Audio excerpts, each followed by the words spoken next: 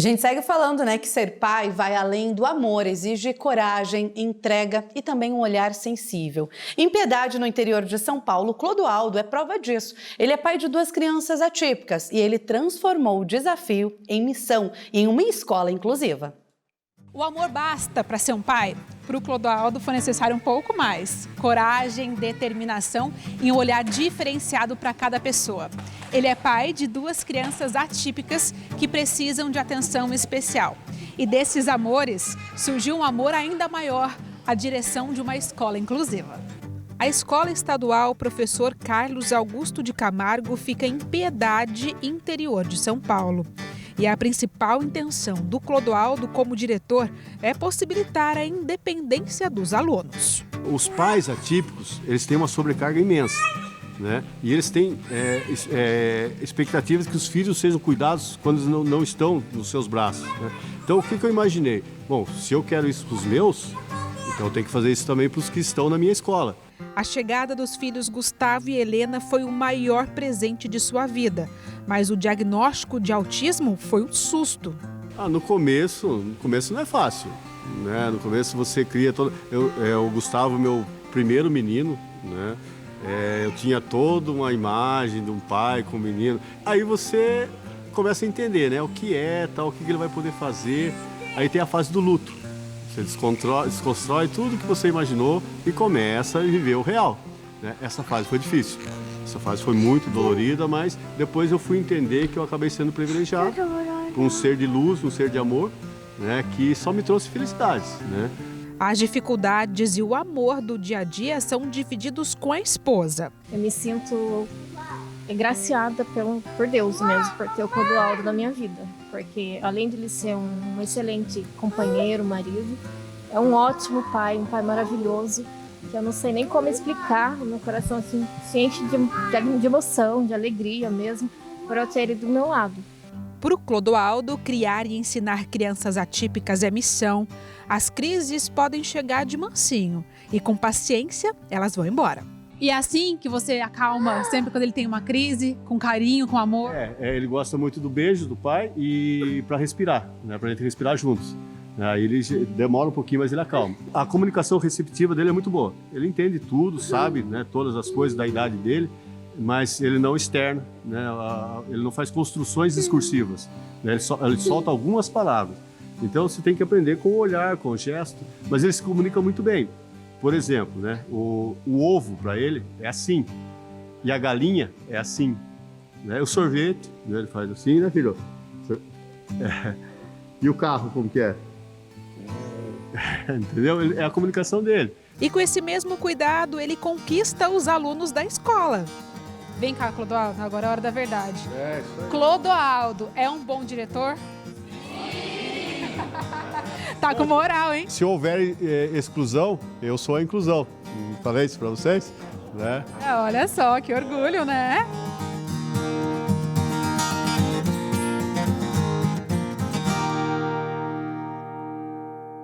A escola tem 22 alunos atípicos, cada um com a sua individualidade e o seu amor. Aqui é uma família, e é a família da Júlia, essa princesa que está matriculada na escola já faz um tempo, e o pai dela. Pai, conta pra gente, desde quando a Júlia se matriculou? Vocês matricularam a Júlia na escola. Qual foi a diferença? O que vocês viram de diferença? Conversa mais, está aprendendo cada vez mais. Ficando mais independente também, né? O seu pai é um pai legal? Sim. Ele cuida de você? Sim. Te dá amor? Sim. Ele é um pai muito, muito legal? Sim. E aí, pai, como é escutar isso? Muito emocionante.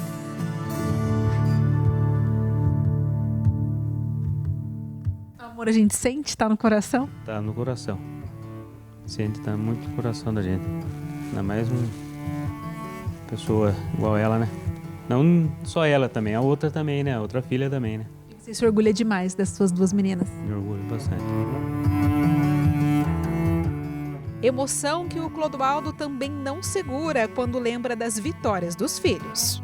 Eu sou privilegiado, né? Não é ele que vive comigo, eu que vivo com eles, né? A minha vida é em torno deles.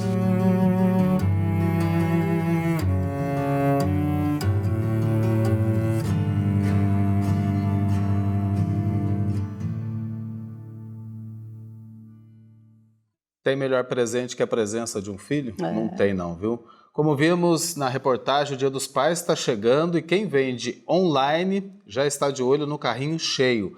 A previsão da Associação Brasileira de Comércio Eletrônico é de um faturamento de mais de 9 bilhões de reais só no e-commerce este ano. O crescimento é de 14% em relação a 2024, com gasto médio de R$ 567 reais por consumidor. Mas quem realmente se beneficia com essa movimentação e o que o pequeno vendedor pode fazer para aproveitar essa oportunidade? A gente conversa agora com o Bruno, que é especialista em e-commerce e que repercute com a gente toda essa previsão que está sendo feita. Bruno, boa tarde para você, bem-vindo ao TJ Aparecida, tudo bem? Oi, Eduardo, tudo bem? Obrigado pelo convite, viu? O que explica esse crescimento nas vendas online para o Dia dos Pais agora, em 2025? Excelente pergunta. Eu acredito muito em alguns fatores que motivaram esse crescimento, que é bastante substancial, né? A gente está falando de um fator de 14% comparado a 2024, enquanto algumas, né, a gente vê a economia do Brasil, muitas coisas andando um pouquinho de lado, a gente está falando que o e-commerce está crescendo 2 dígitos. E o Dia dos Pais, ele realmente chegou para mostrar para nós que o e-commerce não é mais uma tendência, né? O e-commerce já é algo que, de fato, o consumidor brasileiro já se acostumou a comprar online. Então, se eu fosse dividir em 4 pilares, eu diria que o hábito de consumo do brasileiro, ele mudou e a gente consegue hoje comprar na casa um preço muito mais competitivo, de uma maneira prática. E, obviamente, o segundo pilar é que isso se adaptar muito rápido para seguir essa tendência. Então, a gente acelerou muito nos últimos anos a inovação.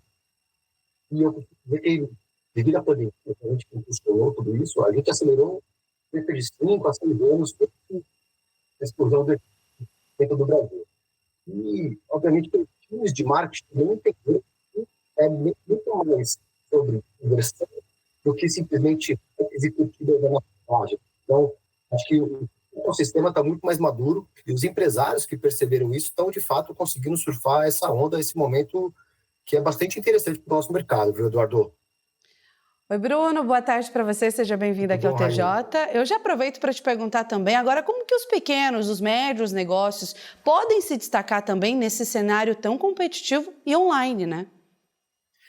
Olha, o pequeno ele tem assim, um grande desafio, porque a gente está falando desses competidores, a gente está falando de grandes players. Só um dado bastante interessante, do total do faturamento, né, do e-commerce no Brasil, se a gente está falando de 9 bilhões de faturamento só no Dia dos Pais, se a gente olhar a janela do ano, do calendário de 2025, a projeção da gente fechar esse ano com 250 bilhões de faturamento. E quando a gente olha para dentro desses grandes players, 78% desse faturamento estão dentro desses principais canais. O que eu quero dizer com isso? Que você dificilmente vai conseguir competir diretamente quando a gente fala, principalmente no tema de bolso, esses grandes players e esses grandes e-commerce, eles têm realmente o bolso mais fundo do que o pequeno e o médio varejista, mas eu acredito que ele pode jogar o jogo junto com aqueles canais. Então, hoje, dentro dos marketplaces, eu defendo uma bandeira que a gente pode colocar os nossos produtos do pequeno e do médio dentro desses marketplaces e para a gente conseguir embarcar e conseguir escalar nossas vendas usando e jogando o nosso jogo dentro do campo deles. Eu faço uma associação, uma analogia muito interessante, que o marketplace é como se fosse um shopping center. Quando você coloca a sua loja lá dentro, tem um volume de pessoas muito grande dentro de um shopping. O marketplace é a mesma coisa. Quando você coloca os seus produtos dentro daquele marketplace, milhares e milhões de pessoas acessam aquele canal diariamente. Então, você consegue expor o seu produto usando a marca daquele canal que realmente tem um bolso, tem uma estratégia muito bem estruturada. Ô Bruno, até como dica, né? Porque a gente sabe que tem muito consumidor que deixa tudo para a última hora, não é diferente Dia dos Pais, comemorado no próximo domingo. Tem muitos filhos que ainda não compraram presente para os pais. Quais são os produtos mais buscados nesta data comemorativa online, né? Até porque presencial o shopping vai estar lotado, o filho não vai querer ir. Então, para facilitar também, para não ficar o pai sem presente. Olha, Eduardo, se a gente olhar historicamente, as categorias que mais chamam atenção no Dia dos Pais, a gente está falando de eletrônico, A moda é muito forte no Dia dos Pais e também a parte de perfumaria. Mas eu gostaria de destacar algumas coisas que têm me chamado bastante atenção, que é a categoria de produtos gourmets e também alguns produtos de experiência.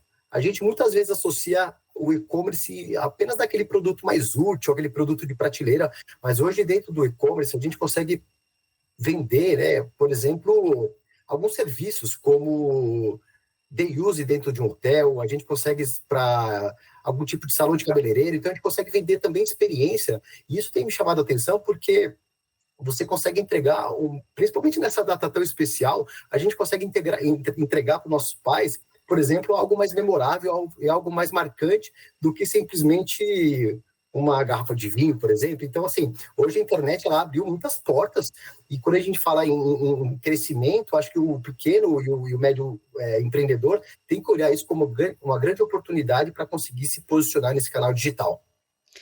Opções e facilidades tem.